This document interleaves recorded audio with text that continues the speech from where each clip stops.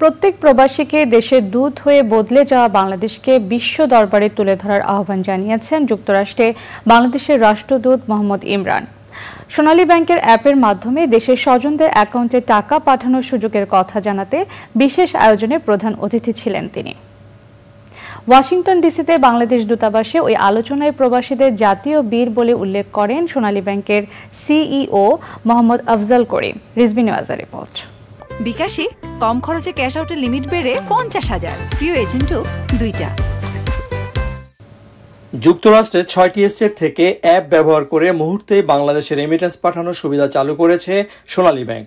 সোনালী exchange সেকি app download করে এখন দিনে রাতে যে কোনো সময় প্রিয়জনের ব্যাংক অ্যাকাউন্ট কিংবা মোবাইল ব্যাংক অ্যাকাউন্টে টাকা পাঠানো যায়। বিষয়টি সম্পর্কে প্রবাসীদের জানাতে যুক্তরাষ্ট্রের বিভিন্ন অঙ্গরাজ্যে গ্রাহক সমাবেশ করেছে সোনালী ব্যাংক। আমি কি ডিরেক্টলি আপনাদের অ্যাপের থ্রুতে ওই দোকানকে পয়সা দিতে পারবো? না, এই অ্যাপটা তো হচ্ছে আপনাদের বিদেশ থেকে ডলার প্রেরণের জন্য আপনাদের পাঠানো একই রকম 2000 1000 এত সম্ভব না। তো আপনাদের লং টার্ম গোলটা কি যে আপনাদের কাছ থেকে কি পাঠানো যাবে ভবিষ্যতে?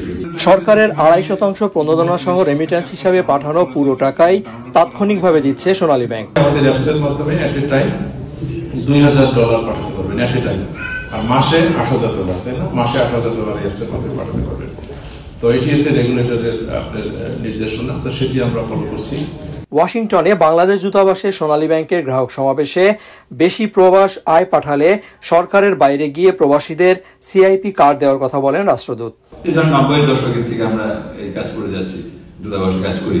তো তখন কিন্তু খুঁজে পেতাম না যে কি বলবো বাংলাদেশকে, অনেক মানে এর কথা ছিল, নেগেটিভ জিনিসগুলো বেশি আসতো। কিন্তু এখন আমাদের এত পজিটিভ জিনিস আছে যে আমার মনে হয় যে আমরা যদি সেটাকে বলি তাহলে মানে অনেক সামনের দিকে আমরা এগিয়ে যাব। সোনালী এক্সচেঞ্জ অ্যাপে লেনদেন শতভাগ নিরাপদ, কারণ এটা যুক্তরাষ্ট্র সরকার অনুমোদিত। রিজভী নেওয়াজ, চ্যানেল আই, যুক্তরাষ্ট্র।